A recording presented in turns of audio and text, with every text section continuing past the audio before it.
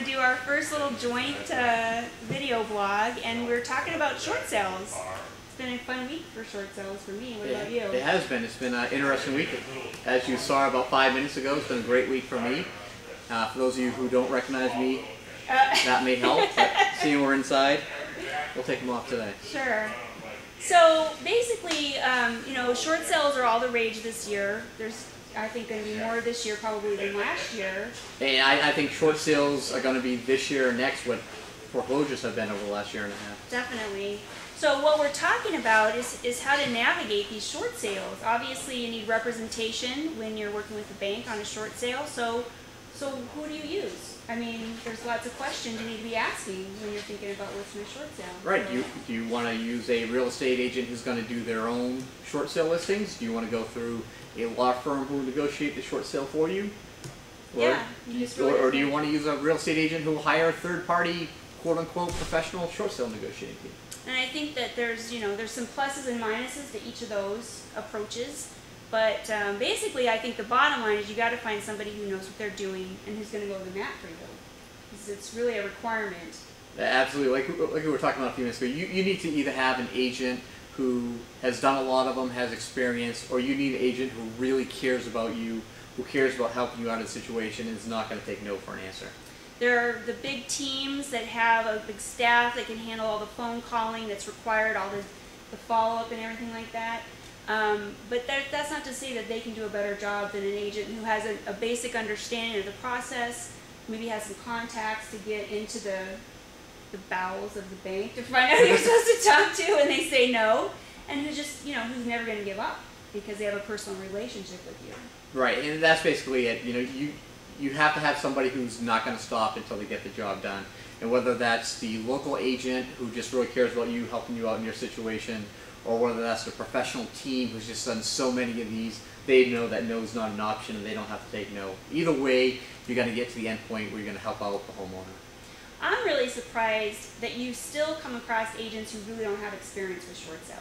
They just don't understand, you know, how the process works. I'm really surprised that anybody would be in that situation right now, but it happens. Oh, it happens all too often. As a matter of fact, I had a call just yesterday. We had a buyer looking at a short sale.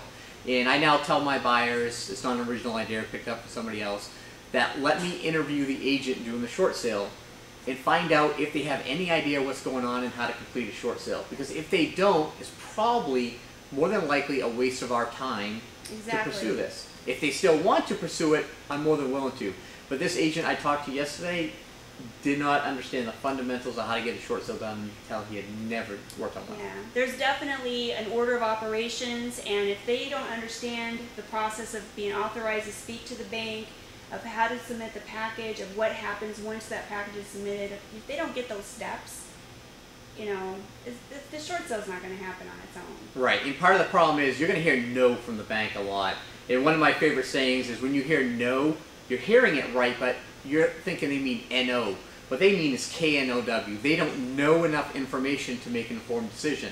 So when the agent who hasn't done these before, has no experience at all, goes into it, they can do the short sale process with the information out there as long as they understand the process. But when they hear the word no, too often they think it means N-O. They just give up. And they don't realize that that's just the front line. That's the gatekeeper who takes all the calls. Maybe they're making, you know, $10 an hour. They can't make the decision. They have no way to make the decision. They're just trying to take that paperwork from point A to point B. Sometimes you got to help push it along a little bit and get a hold of somebody who's actually going to make the decision. Absolutely, and that's the key, is escalating. Because sometimes you're talking to these $10 per hour people, and you can tell they're greatly overpaid. And you really need to find out. Well, now, some of them, come on. Some of them. I said some of them. I have some sympathy for some of those people. I'd much rather do my job than their job. I said some of them, not all of them. And one thing we were talking about is, you know, I'd like to hear your opinion on it, is using third parties. Now, if a real estate agent is going to use a third party to negotiate their short sale, not going to keep it in-house on their team or do it themselves, what do you think about that process?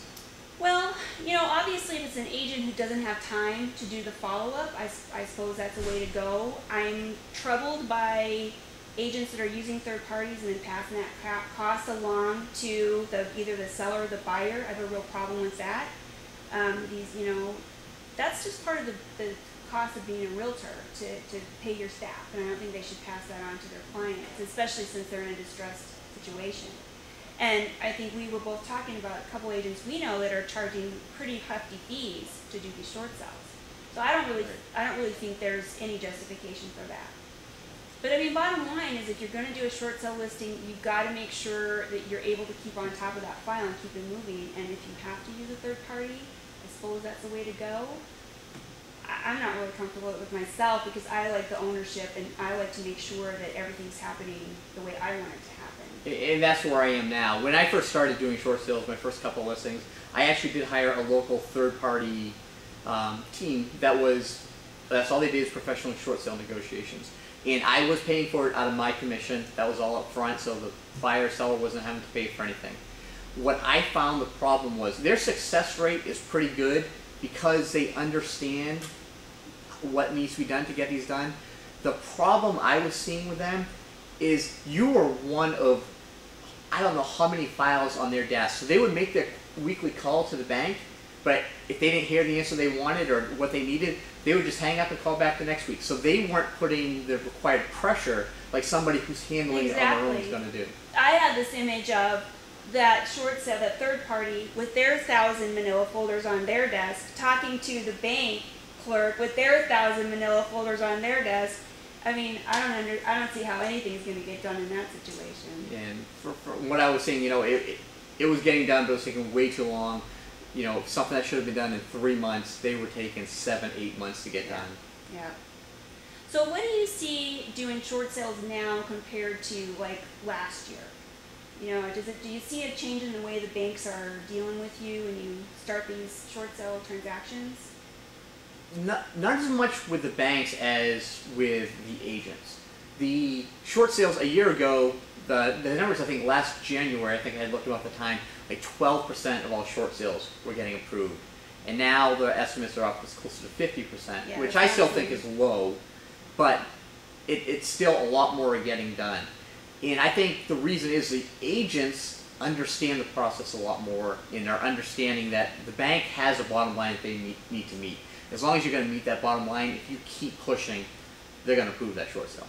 One thing I also see too is as agents are learning the process, you know, contrary to what a lot of people believe, a lot of realtors get along and share information, and a lot of people are learning some things and passing it on to other agents, and I think that helps a lot too, that we're all learning together, and I think there's sort of a team spirit. It's us against the bank sometimes, and I think that's helping as well. Yeah, when I first started looking at doing short sales, I sat down with Elizabeth Newland, Century 21. She had done a bunch of short sales. She sat down, she shared her process, she shared what worked and what didn't work, and that's where I started. And I started talking to other agents, started watching videos, started getting involved in systems that had been proven over time. Mm-hmm. And you find that a lot among real estate agents. It seems like there's two groups. There's a group that always hang out together, that are always sharing information, yep. And then there's the other group of agents who think that they're competing against every other agent in the world and don't want to share anything. Yeah, it's not a competition. We're all in it together. There's always an agent on the other side.